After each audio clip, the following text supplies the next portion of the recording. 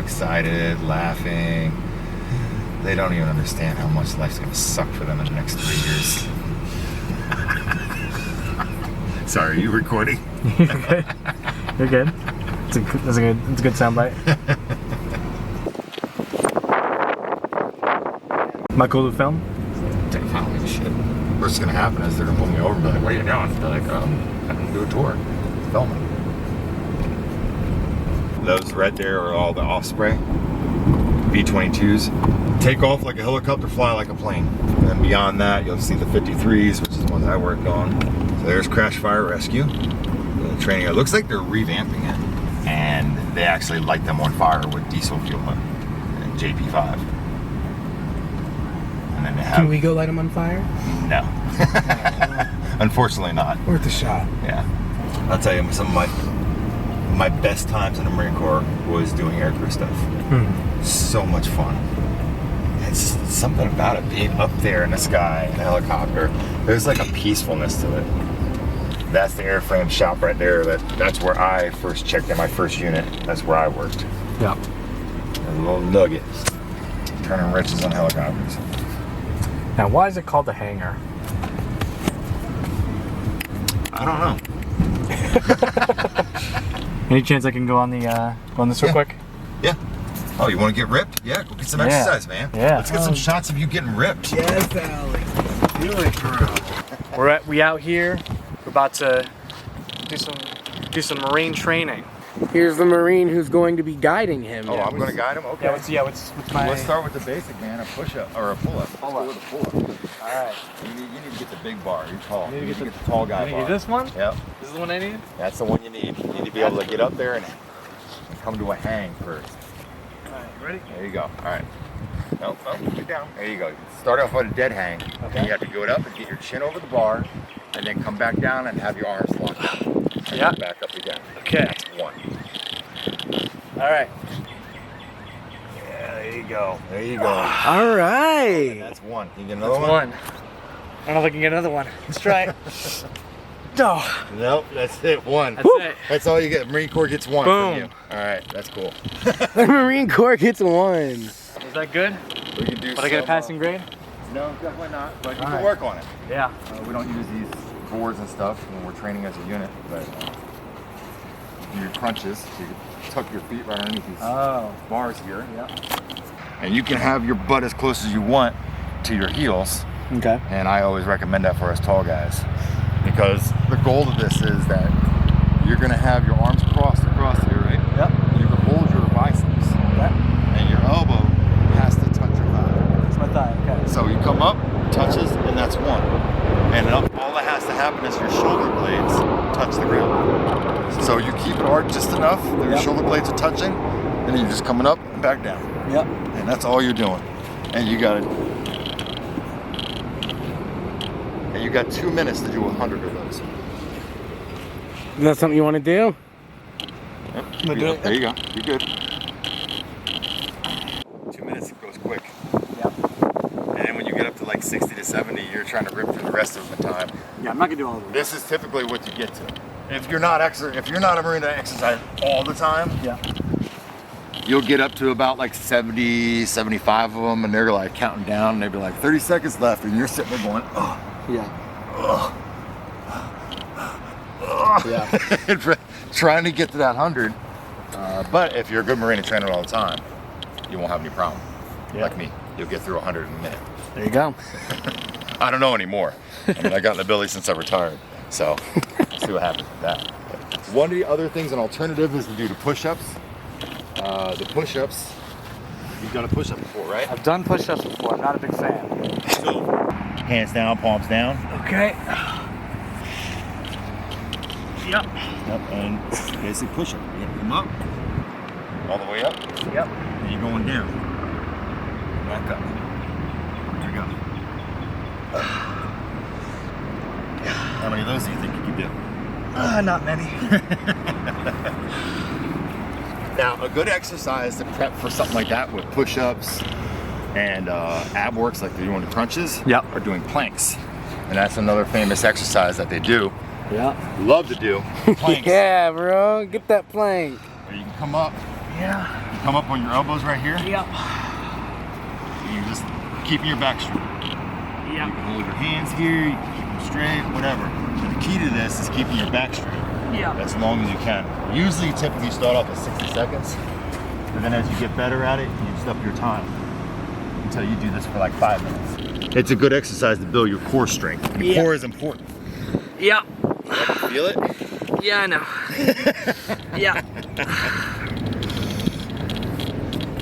That's how you build that core. Oh. All right. And then we finish that off with a 3-mile run.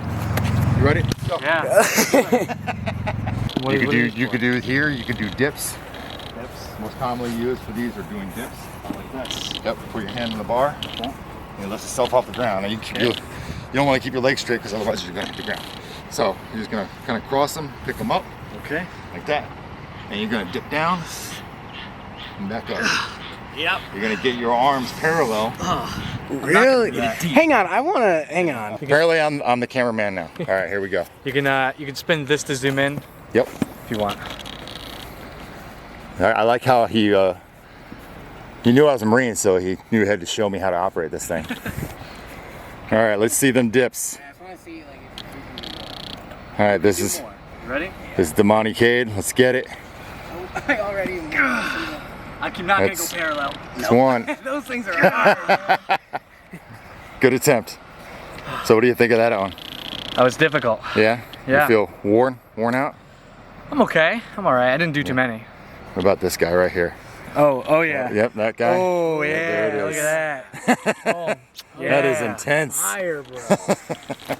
I mean, training, physical fitness is one of the most important things of a Marine. Yeah. I mean, without being physically fit, can't really do much of anything else. Fair enough. Let me pull in this parking lot here and we'll have a little conversation.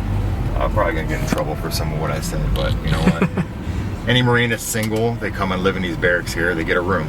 You know, these Marines, most of them are young, they're 18, and they're just coming from mom and dad's house or whoever's house.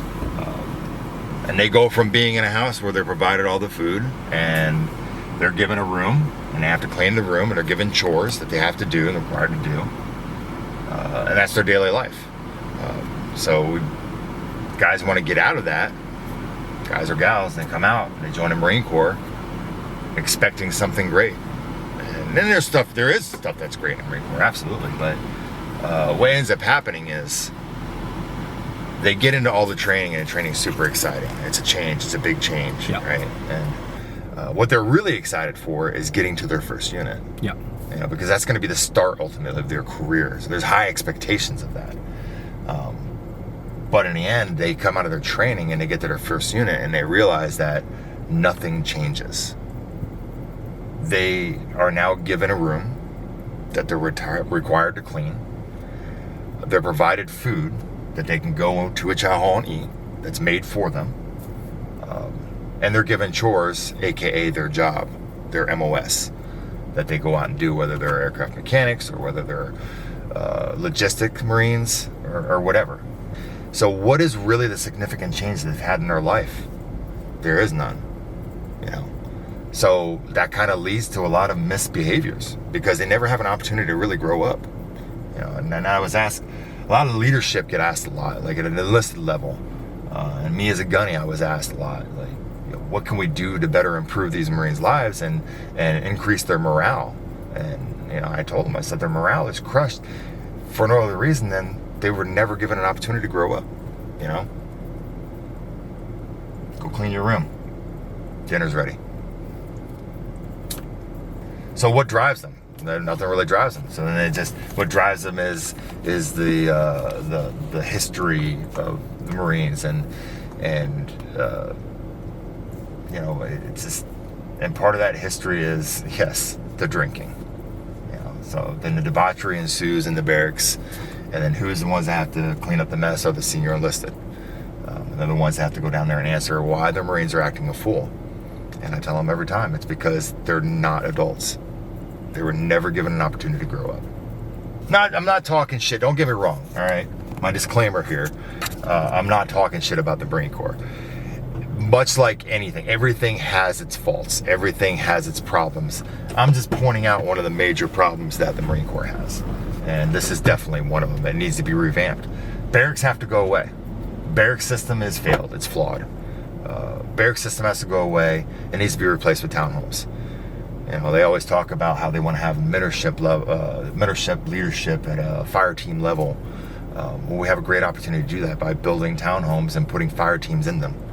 You know, so you have a group of 4 to 5 Marines in there with a senior Marine that's in charge of all of them. And they have an opportunity to each have their own room, and they have the living room, and they have a kitchen, and they have a commissary. They can go to the grocery store and buy their food.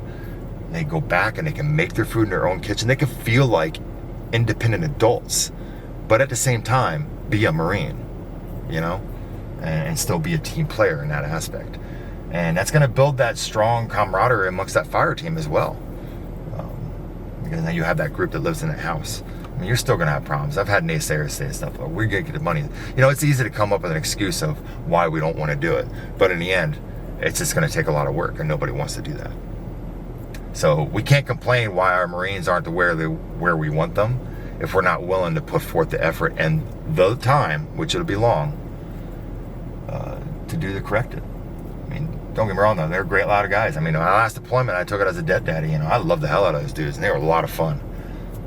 And you know, getting retirement, having those guys throw me a barracks bash, that was pretty cool. Like I can't complain about that. So that was pretty awesome. I mean, they want to be great. They want to be fantastic. They want to be good people.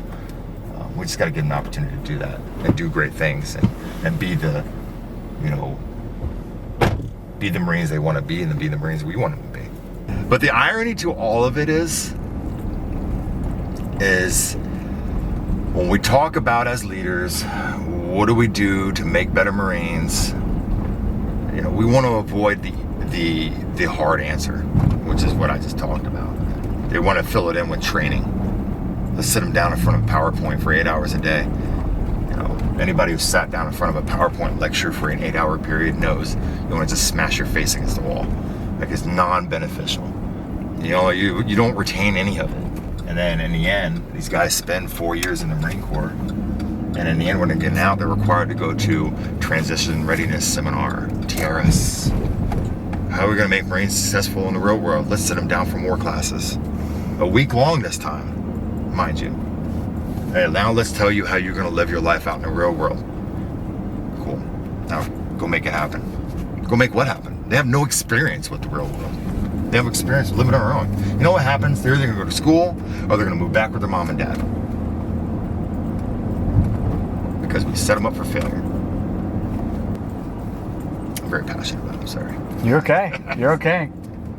And the young Marines don't even understand it. Like, they think we're the bad guys, but they don't understand that. We feel it. We know it. But sometimes we feel fucking helpless too. You know? We say our piece and you're told to shut the fuck up. Because in the end, it all costs money.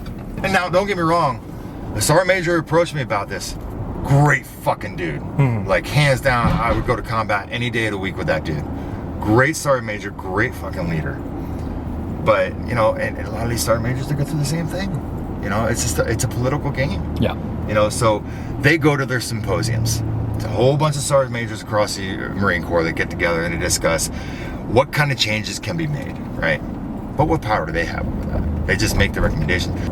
They don't really have the power to make the change. They have the power to put it out there and say, this is what I think needs to happen. Collectively, we come together and say, hey, we need to do this. But in the end, they don't have the power or authority to make that change. Yeah. But he approached me that time and said, you know, hey, well, I'm going to a symposium. I was just looking at all the gun. He's like, hey, you got any input on it? You know, what can I bring to the table? Some changes that we can make to make the Marine Corps better. And I told him straight up what I just told you now. And he loved it. And I'm not talking bad about him, but I know he probably didn't bring it up. And I understand why. What's going to happen? Yeah. Oh, well, how much money is this going to cost? How much time? How much manpower? All right, so what you're telling me is you're more worried about that. So you're not really worried about making better Marines. Gotcha. Okay. Just as long as we're clear. Like, let's be honest here. Okay, I can live with honesty. again, I'm not talking mad shit about the Marine Corps. There's lots of great things about the Marine Corps. I owe my life to the Marine Corps. Yeah.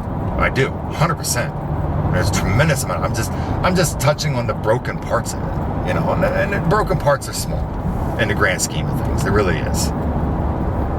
It's the most elite, strongest fighting force in the world. And yes, I'm a Marine. I'm bragging about it. Before coming in, you know, my wife was pregnant, and I was going nowhere in life because I was a high school dropout, no education. I'm a GED. You know, I got in there. It was a no-brainer to me. I mean, health coverage, complete 100% health coverage for me and my family. That was the biggest kicker. And a roof over our head. Worst case scenario, we can't afford a place out in town. They're going to provide me one way or another. I'm going to have a roof over my head for my family. Yeah. Like, I couldn't complain with that. Plus, on top of that, I get trained to work on a giant helicopter. I mean, come on, that's pretty cool. And it's always been ups and downs, roller coaster ride in the Marine Corps. Sometimes you're having a great time, sometimes it just sucks. Just so happens I was having a great time coming enlistment time. Nah, after that first enlistment though, like once I hit that halfway mark, I was like, there's no turning back.